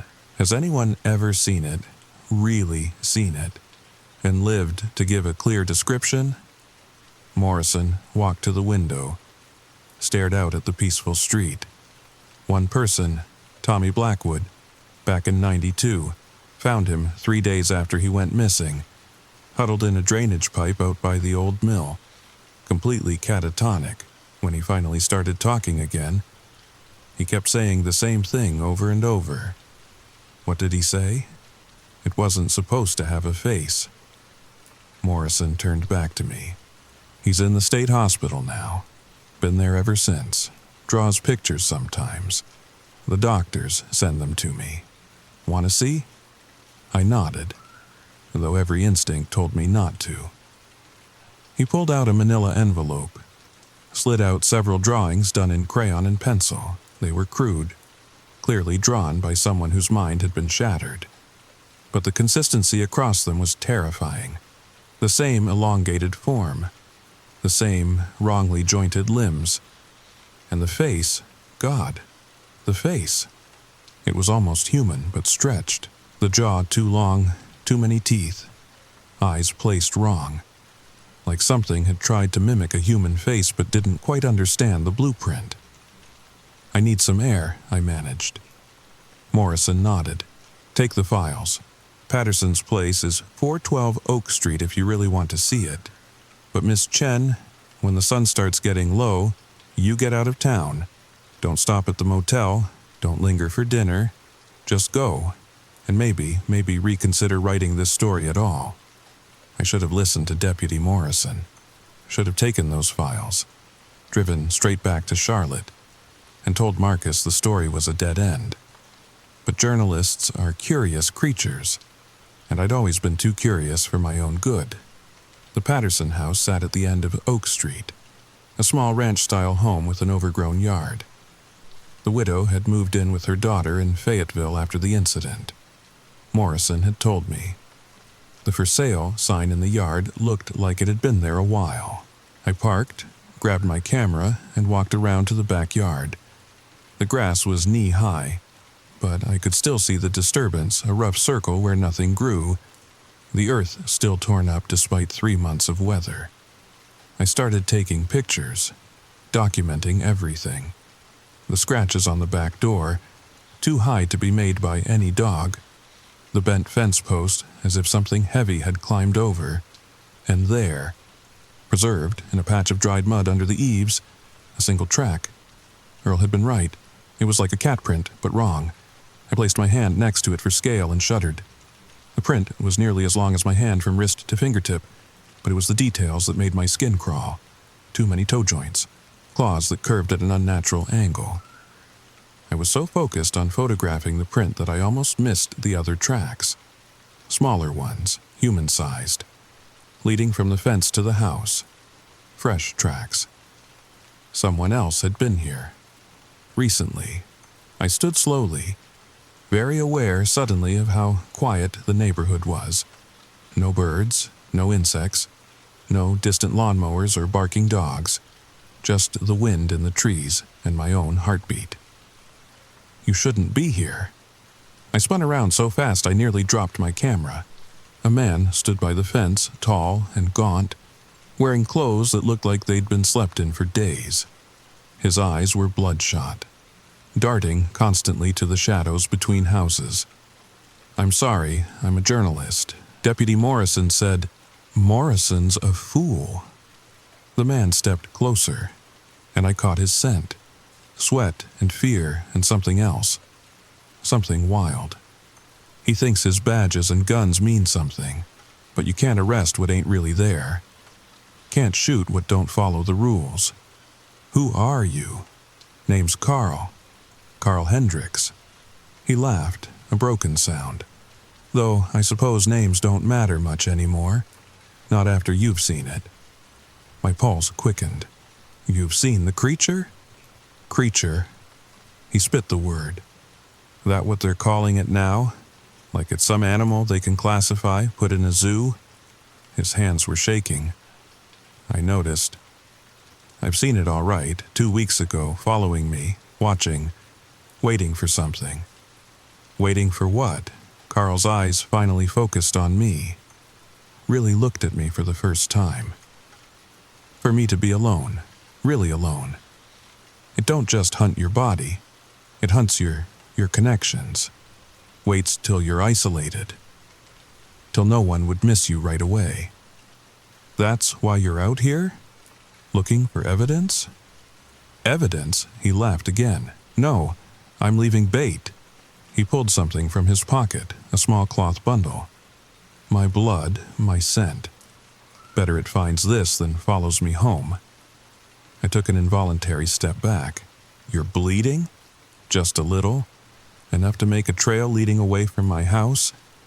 Away from my family?" His eyes went distant again. "My wife thinks I'm crazy, maybe I am. But crazy and alive beats sane and whatever that thing does to you." "Carl, what did you see exactly? Can you describe?" "No." The word came out as almost a snarl. He grabbed my arm. His grip surprisingly strong. "You don't understand. Talking about it. Thinking about it too hard. It's like sending out a signal, like tuning into its frequency. The more you know, the more real you make it, the easier it can find you." I tried to pull away, but he held on. "That doesn't make sense. It's just an animal. Even if it's an unknown species." "Animal?" Carl's laugh was bordering on hysterical now. Animals don't phase in and out of reality. Animals don't know your name before you tell them. Animals don't... He stopped, face going pale. Oh God, it's here. I felt it before I saw anything. The temperature dropped, like walking into a freezer. The shadows between the houses seemed to deepen, stretch, reach toward us with invisible fingers. Run, Carl whispered. Get to your car. Get out of town. Don't look back. Whatever you do, don't look back. He shoved me toward the front yard, then took off in the opposite direction. Still clutching his bundle of bloodied cloth, I wanted to call after him, but the words died in my throat, because I could hear it now. A sound like breathing, but wrong. Too deep, too wet, coming from everywhere and nowhere at once. I ran. My car was only 50 feet away, but it felt like miles.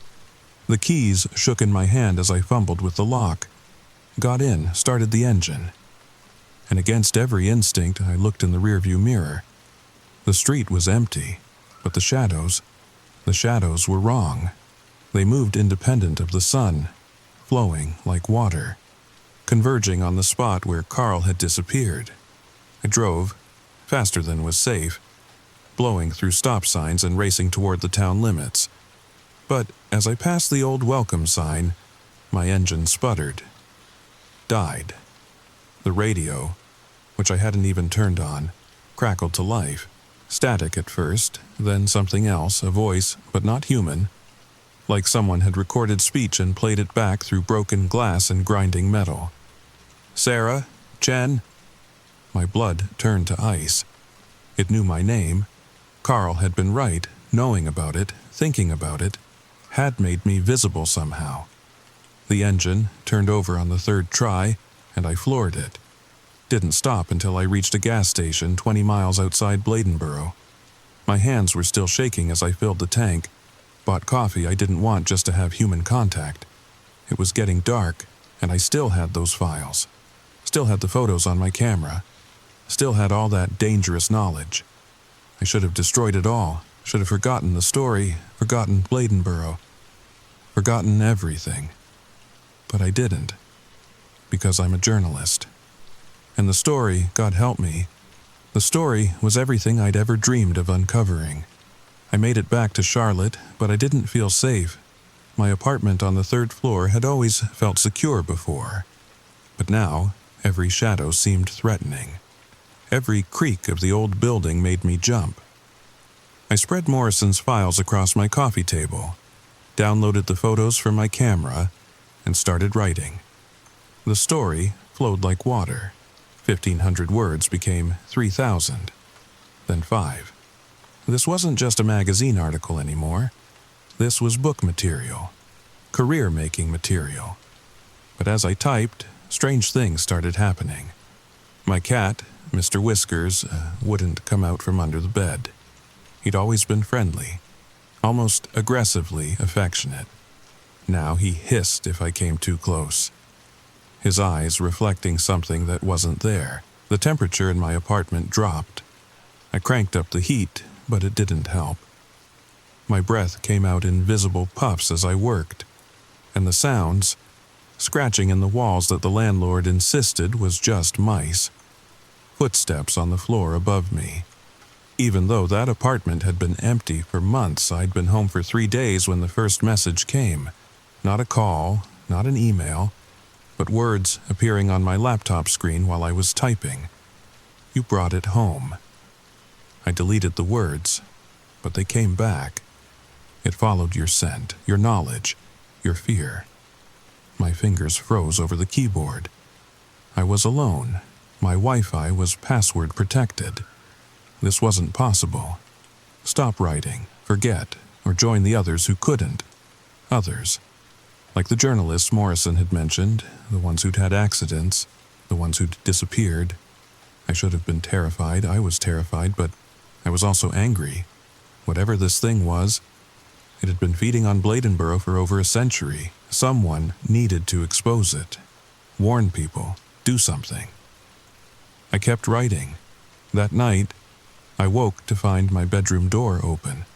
I always locked it, a habit from living alone, but it stood wide, revealing the dark hallway beyond. Mr. Whiskers was in the doorway, back arched, hissing at something I couldn't see. Then he ran, disappeared into the darkness of the apartment. I grabbed my phone, turned on the flashlight, and followed. Found him in the living room, cowering behind the couch, and on my coffee table my files were scattered. The photos I'd printed were arranged in a pattern, a rough circle with one in the center. The photo from the widow Patterson's backyard. But something had changed. In the original, the creature had been barely visible, a shape in the shadows. Now it was clearer, closer, and it was looking directly at the camera, looking at me. I ran back to my bedroom, locked the door, pushed my dresser in front of it, called Deputy Morrison with shaking fingers. "I told you to forget," he said, his voice heavy with resignation. "Once it marks you, there's only 2 ways this ends." "What are the options?" My voice cracked. "You disappear, become another cautionary tale, or you come back to Bladenboro, face it on its own territory, sometimes, not often. But sometimes it lets people go if they show proper respect, if they understand their place." "That's insane." "Is it? You've got its attention now, brought it into your life. You can wait for it to take you on its terms. Or you can try to make peace. Your choice." I hung up, stared at the barricaded door, and made my decision. The next morning, I loaded my car with the files, all my notes, everything related to the story. Drove back to Bladenboro as the sun climbed higher, trying to ignore how my engine kept trying to stall, how my radio picked up whispers between the static. Morrison was waiting at the town limits. He looked older, exhausted, defeated. "Where?" I asked. "The old mill, where Tommy Blackwood was found. If you're going to do this, that's where it needs to happen." He handed me a flashlight, though it was broad daylight. "You'll need this. The darkness there, it's different." "What do I do? Leave your offering? Your notes, your photos, everything? Then wait. If it accepts, you'll know. If it doesn't..." He shrugged. "We'll add your name to the list." The mill had been abandoned for decades, a crumbling brick building slowly being reclaimed by the forest. The darkness Morrison mentioned was real. Shadows that seemed to eat light, cold that went bone deep. I placed everything in the center of the main floor, my entire story reduced to a pile of paper and photos. Then I sat and waited. Hours passed. The sun tracked across the sky, but inside the mill it was always twilight, always cold, always waiting. Then, as the real darkness began to fall, I heard it, that breathing that wasn't breathing. Footsteps that didn't follow any rhythm of earthly movement. It emerged from the shadows like smoke becoming solid. Everything the drawings had shown, but worse, because the drawings couldn't capture how it moved, how reality seemed to bend around it, how looking at it made your eyes water and your brain refused to process what it was seeing. It approached my offering, and I understood with terrible clarity what Carl had meant. This wasn't an animal. This was something else. Something that fed not just on blood, but on attention, on fear, on the very act of being known. It turned to me, and I saw its face. That horrible parody of human features that made my sanity crack at the edges. Then it spoke, not with a mouth, but directly into my mind. A voice like rustling leaves and breaking bones. "You see, you know, you understand the price of knowledge." I nodded, unable to speak. "Your words, your images, they would spread the seeing, spread the knowing, make more like you, more who could feed us. Us. There were more. Of course, there were more. But you came back, showed respect, understood your place in the order of things. The creature moved closer, and I smelled earth and copper and something ancient. So we offer a choice: forget, truly forget, and live, or remember and serve. Serve? The word came out as a whisper. Every secret needs keepers. Every legend needs believers. Stay in Bladenboro. Keep the story alive but contained. Feed us attention in small doses, controlled doses. Or leave, forget. But know that forgetting is not just choosing to not remember. It is having never known at all. I understood. Stay and become like Morrison. Like Earl. Like all the others who knew but kept the secret. Or leave and have it all erased. Not just from my mind, but from my history. My files would vanish. My photos would corrupt. My memories would fade until I couldn't even remember why I'd driven to some small town in North Carolina.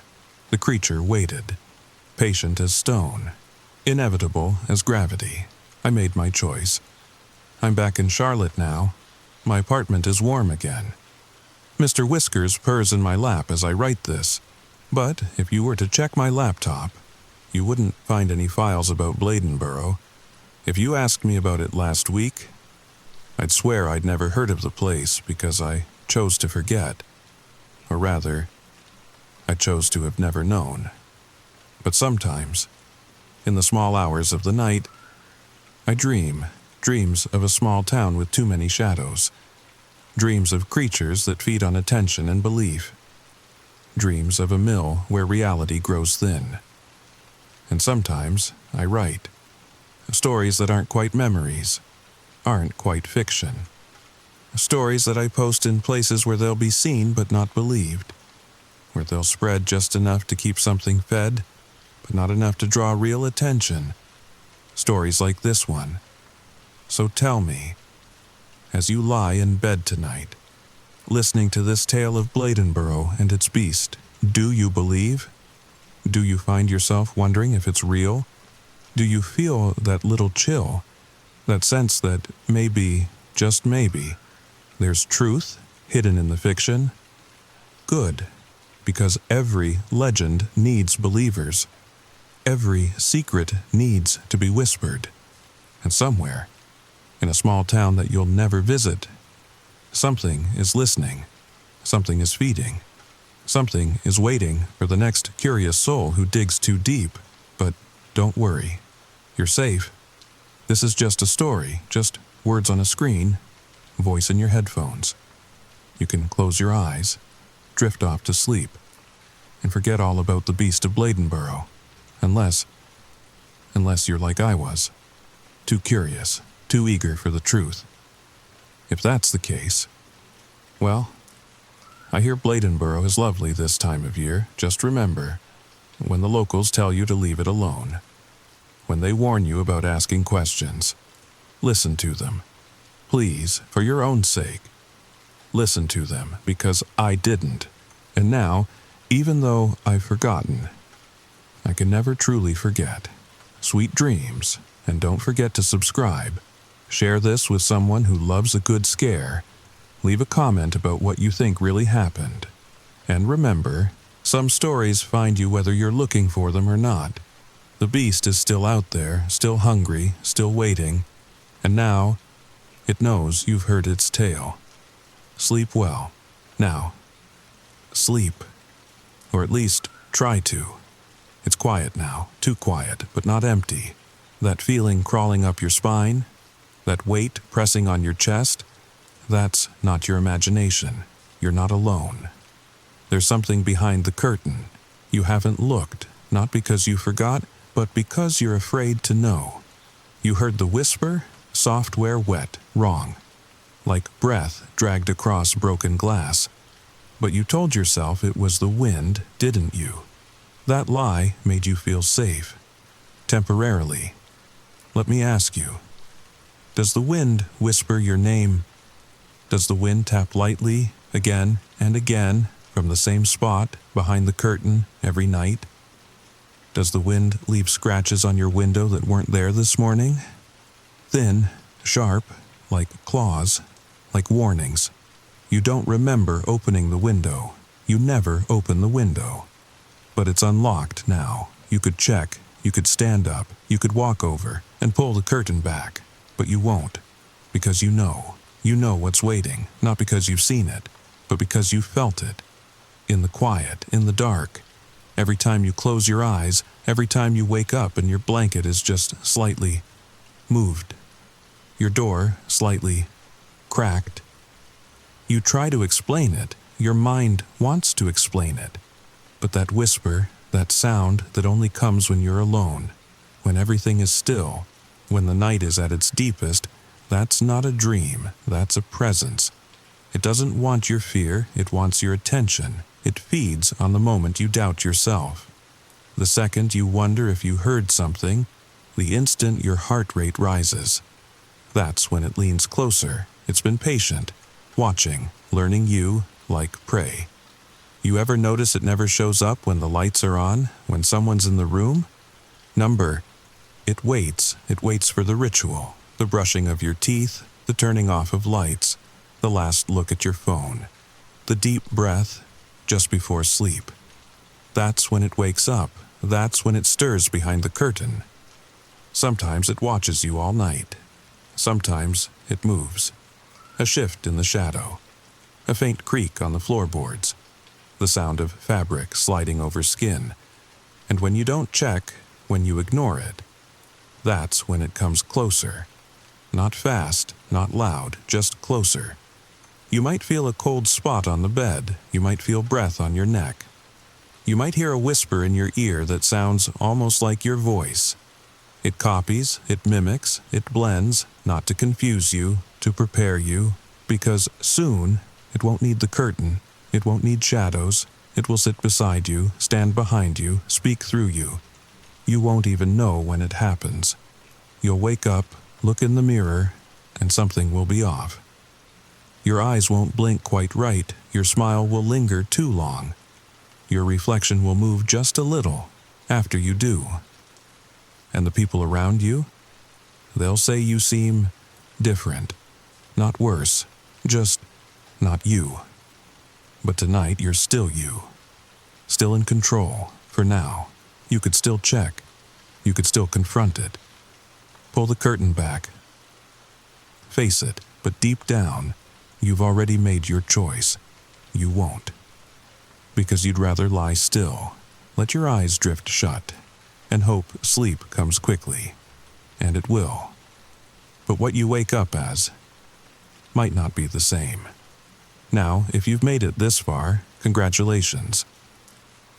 You're not just a viewer, you're part of something bigger, something that watches with you, that sits beside you as you watch, as you listen, as you wait. Because this story doesn't end when the screen fades to black. It follows you into the next room, into your dreams, into your reflection. If you liked this story, like, share, and subscribe, so you don't miss the next one, so we don't miss you, and comment below. Tell us the moment you stopped feeling alone. We're watching, we're listening, and we read everything. Now, go ahead, gain the courage to check the dark corners before you sleep. Turn off the lights. Close your eyes, sleep well. If you can. Listen the whispers and make a decision whether we are going to cooperate with the whispers or we just want to skip them. But actually, no one can skip these whispers. If you walk away from them, they will run towards you until they reach you. They confront you, make you pay, make you suffer the same thing they suffer. There is no escape from them. If you want to escape, help them, so they can have peace, and you also can have it. Help, or you will ask for help soon. So, the end of today's video has arrived. Share your personal horror experiences in the comments. Also, comment the part of the story that you find the most horror and terrifying. If you like this video, leave a like, share, and subscribe to this channel. Also, ring the bell icon so you don't miss the upcoming videos. Remember, don't run from whispers, because they follow you. They know you. They want you to listen, just confront them. Now, sleep well, or should I say, have a haunted night.